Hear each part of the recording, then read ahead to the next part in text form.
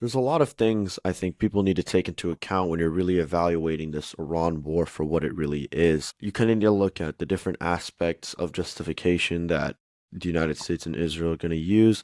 You have to look at what is the impact on other American interests globally. And at the end of the day, we kind of have to look back historically to really find out what the actual precedent is for some of the unilateral strikes we saw in the past few days. So, the first thing I like to say is, of course, things are rapidly developing. We don't really know exactly how things are going to move forward. The president has come out and said, 4 to 6 weeks or around a month of combat, but then he also says we're ahead of schedule. Just like most things with this administration, we don't really have a clear outline or a clear mapped out pathway for how the United States is going to operate in the coming weeks and months. Well, at least what we've gotten is these are unprecedented decapitation strikes like we've never seen before, apart from the 12-day war. And I do have to say, it is, I guess, I mean, it's not really subjective, it's kind of objectively impressive that Israel was able to get so much intelligence on their adversaries and eliminate their most powerful leaders in one quick blow. And I do think that's very dangerous. Another part, I don't think that's the way war should be fought. We don't really see that normally. There used to be somewhat of a level of respect, but at the end of the day, in a country like Iran where there really is a popular uprising taking place, or whatever, to what extent, it's debatable, but for a country like Iran, which is so authoritarian and centralized, during wartime, the most powerful group in the country is going to be the military. So it's going to be the IRGC, the Revolutionary Guard Corps. And if you really do want to at least make it look like you're trying to foster an environment for revolution, then taking out military leadership is the most effective way to do so. And taking out the Ayatollah is a symbolic thing because you kind of disrupt their system of power. What I will say additionally is there are definitely outside interests, as you know. The country that benefits the most from all of this will be Israel because Iran is the only competing major power in the Middle East towards Israel. We don't know if Turkey would fill that gap. We don't know if the Arab states will kind of distance itself from the United States. We really don't know because at the end of the day, money talks more than anything. There's a lot of oil deals going on. Turkey's a part of NATO, so that would kind of complicate things there. So again, we don't really know what would happen in the aftermath. But additionally, we kind of just have to talk about how the strategy from Hamas leadership is and was, well, more so was just incredibly stupid. I mean, there's no other way to put it. But by launching something like the October 7th attacks, you gave a state like Israel and the Western nations to kind of have more of a justification to continue a military onslaught in the region. And at the end of the and that went further than we thought. I mean, I'm guessing most of us, at least 2 years ago, 3 years ago, we probably thought that this would just go as far as, Israel annexes the West Bank and the Gaza Strip, which has already happened before. But at this point, it's led to in the aftermath of October 7th, everything's kind of fallen in a domino effect for the axis of resistance. You're seeing Hassan Nasrallah is dead. Yahya Sinwar was killed. Ismail Haniyeh was killed. There's a collapse of the Syrian regime. And now you're seeing the Iranian regime collapse, which is, kind of one of the last dominoes to fall. And, it's put the United States in such an interesting situation where, again, for some reason, we found the need to participate in strikes that Marco Rubio said Israel was going to do regardless of what we did. I don't know why we didn't just try to stop them, but that's a whole different question. The issue for us, the issue for the United States is that we shouldn't have to be the moral police in the world. We shouldn't have to be, and we shouldn't want to be the country that goes out there and tries to fix everything. Because at the end of the day, the priority of the American government should be the people within America, it should be the people living within our borders already, our citizens, and, people here, not people elsewhere. And at the end of the day, I think war kind of goes against what every side thinks, apart from maybe the war hawks that get in Congress that get a lot of money from these military donors. But, when you look at the far left, of course, they kind of have this more revolutionary idea. They don't really, they oppose American imperialism. They oppose intervention. And again, they've been decently consistent on that. And of course, I know there's a branch of the left that does believe that the supreme leader was a revolutionary and that the Islamic Revolution was anti-imperialist, anti-Zionist. Again, I think that's completely misguided because the Ayatollah was an evil man. I'm not going to say that his death was, I guess, unfortunate. I mean, I'm not going to say that he was a great man or something that was killed in a illegitimate strike, blah blah blah. But this war, again, that goes against what they want when you talk about basic liberals and conservatives by definition, true definition by both. You don't really want the government to expand so far as to where they're able to circumvent kind of the constitutional process that exists surrounding war powers for the president.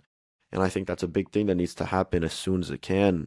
The War Powers Act kind of being amended or being changed. And then when you talk about the far right or people that are more conservative on immigration, they don't really want more immigrants or they want to keep the borders a little bit closed.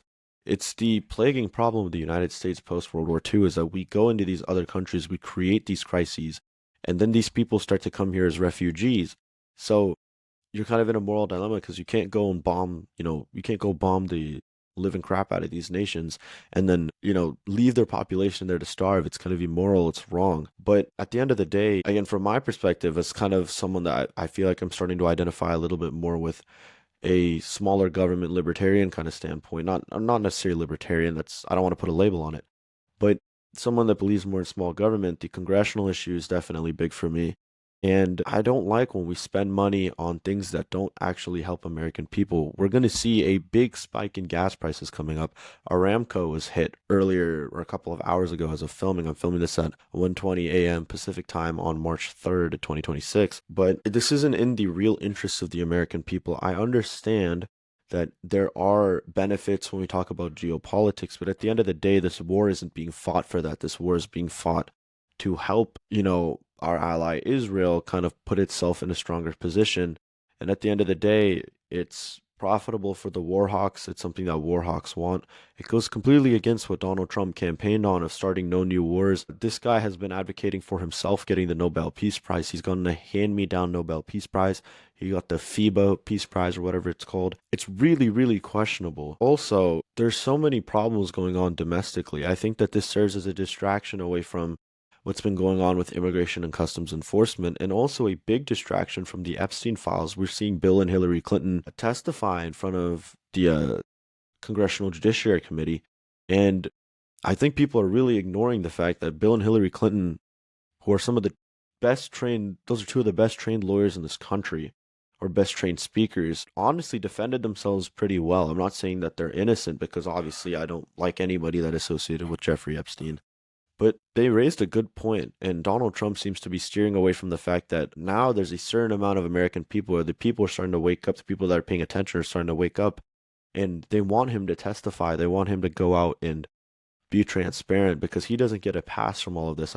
He doesn't deserve one in the first place. This whole Epstein fiasco started because of Donald Trump, and now everything needs to be spilled. We need to find everything out, and we need to make sure our government stays transparent. Now, shifting over to the geopolitical aspect of this conflict, the two things you have to talk about is Iran is one of China's biggest exporters of or suppliers of oil. That's a big aspect. And then probably what I think is more pressing, what's more urgent, is that Iran supplies Russia with a lot of the drones that they are using in Ukraine currently. And I think we saw with Venezuela that Russia economically and militaristically is not in a position where they're able to support another nation or support one of their allies. That's why they haven't really done much. And then with China, they're probably so focused on their goal of taking Taiwan, which is a war that unfortunately I think the United States would have to throw everything behind in order to make sure that little island doesn't fall because of how crucial it is to the Western world, how crucial it is to our military and technology. But the other geopolitical aspect is technically, even though our adversaries in the region tend to be opposed to us, at least in the current moment, because of our support, I guess, unconditional support for the state of Israel, a lot of those proxies would lose most of their funding, lose most of their leadership, and they wouldn't really be able to do as much damage as they were previously. Hezbollah would be weakened, Hamas would be weakened. The Houthis, who are arguably Iran's strongest proxy, would be definitely weakened. And you're going to start to see kind of a thawing of, I guess, the tension between some of these militias versus different governments in the region, because I think it'll be so one-sided. However, that's all dependent on to what extent are we going to go with this conflict. So are we, at the start, when the first airstrikes were launched, the questions were kind of, are we going for regime change? Are we just trying to eliminate the supreme leader? Are we letting them have someone else from within the Islamic Republic come take power and just hoping that they bend to America and Israel's will a little bit more? It seems, or the Trump administration has indicated, that we're going for a full regime change. again, I don't think I have to talk about it, but Iraq, even technically Syria, I guess there's Libya is a big one. There's so many big examples of where our attempts at regime change just haven't worked. And I do find some differences between, let's say, Iran and Iraq, where in Iran there really is a popular uprising. There's a figure who seems to be at least a little bit popular amongst a certain faction of the revolutionaries, which is Reza Pahlavi. And but at the same time, it's almost impossible to, institute a regime change without putting boots on the ground. And that's something we really don't want. We've already had a reported 3 American fatalities. We've lost 3 F-15s in Kuwait, supposedly friendly fire. We're going to see as details emerge. And we don't know to what extent it's going to keep going. There are some reports saying that the Israeli special forces have launched a operation within Iran's borders, and they're assisted by Mossad. We don't know exactly what it is. I'm looking for details right now. And the propaganda war, now even more so, the propaganda war is of course, it's all internet nonsense. A lot of these people are, I guess, pseudo-intellectual. They're just trying to clickbait views and stuff. But there's a lot of misinformation coming out. Like right now, I'm reading something that says that Iran claims that they hit the USS Abraham Lincoln with 4 cruise missiles. Again, we don't really know if that's true or not. I doubt it is true, given the fact that the Abraham Lincoln is one of the heaviest defended ships in the world. But, you kind of just have to talk about the different. This is just, I guess, kind of a ramble. I'm kind of rambling here. But there's a lot of things going on in this scenario where we're truly clueless. What direction are we going in?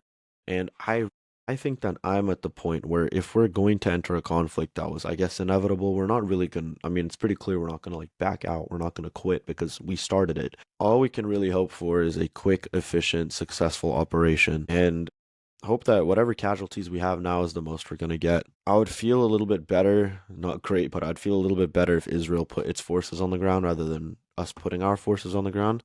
We'll see how that goes. You're seeing a real fracture of the American political scene. You're seeing Nick Fuentes finally officially publicly denounce Donald Trump, calling him a demonic force, a liar. He called him diabolical. He called him a traitor in response to the American strikes on Iran. And again, this all leads up to the midterms. If they're the Trump administration, they probably want a quick victory so that they can flaunt about it and brag about it in the midterms. I would say this should be a Democratic feast, but they're not going to do it because at the same time, this is also, we're acting like the Democrat Party. When it comes to foreign policy, we really have a one-party option. Both parties combine into one when it comes to foreign policy. There just happens to be some different ideology on, I guess, in the corners of each party. And at the end of the day, a lot of these people are profiting off of donations from the military-industrial complex and places like that, from a lot of super PACs. And we can't really expect a different result. We're not going to expect peace. I don't think it's going to come. I don't think we're going to back out of this conflict. But, it's inevitable that we enter this war. And it's inevitable that American troops enter the ground if we're really talking about regime change. And that's very concerning. It's very concerning. I wonder I guess some of the real questions are, what are these ground operations really going to be? Because the Ayatollah's dead. We're talking about the defense minister's dead. I guess maybe they're targeting the president. Who knows? Maybe they're trying to supply an uprising. So, I have a source saying that any of these operations took place in the northern Tehran area, near kind of the outskirts of the city. And also, this is also big, is they're reporting an earthquake in Iran, and something similar happened. Let me see. Is Iran seismically active? Okay, it is. So it could just be a coincidence, but we're seeing that there's a big earthquake in Iran. Southern Iran was hit by a 4.3 magnitude earthquake, and you don't know what it is because there's some questions about how there could be a nuclear test. It can be, any sign of a nuclear accident. I remember as an Indian, I was paying a lot of attention to the Indo-Pakistani conflict last year, and there was earthquakes reported near the Karana Hills region of, I think it's Rawalpindi. I don't know. It's in Pakistan. And again, there are so many questions being asked. We'll see what the IAEA says as time goes forward. I've already seen something about a potential radiation leak from the Natanz nuclear facility. But again, this is the whole problem was we're spending a lot of time on this, but there's not really what does this give us? What does this give the United States? What does this give the American people? It doesn't really give us much. And of course, I really hope for this war to end soon. I hope that we win, obviously, but I hope that it goes by soon. I hope that the Iranian people do get the justice they deserve. I think the Ayatollah was an evil man. And to anyone who thinks that the Ayatollah was really a revolutionary, a good leader, he was just standing up to the West. Just stop it. The age of consent in that country is 13 years old. It's ridiculous. Tell that to people like the family of Masa Amini, who's beaten to death because she didn't cover herself head to toe. It's quite concerning. I mean, I think we should be able to get to the point as a people that opposing war doesn't mean supporting Iran. That's not how it goes. You shouldn't. I don't think anybody, if you really think that, if you really believe in American freedom and you believe in freedom for all, etc., you shouldn't in any way support the Iranian regime. That's completely wrong. And my main opposition to this war is not along those lines. The reason I oppose war is not because of I support the Iranian regime. It's because this isn't in the interests of America. This isn't America first whatsoever. This is American overextension, overspending. We're spending too much. This wasn't constitutional whatsoever. But now that we're already too deep in, we can't really ask that constitutional question. We can't do all that until I guess after the conflict. We just have to hope that it's a quick American victory and the Iranian people get justice and they don't just get a weak figurehead who is just there to serve the interests of the West and the United States and Israel. Because at the same time, even if we do have a pro-West American puppet, I don't want our Congress to be voting on a bunch of bills to send that person more money so that they can do what they want, because American money should be staying here domestically. It shouldn't be going foreign.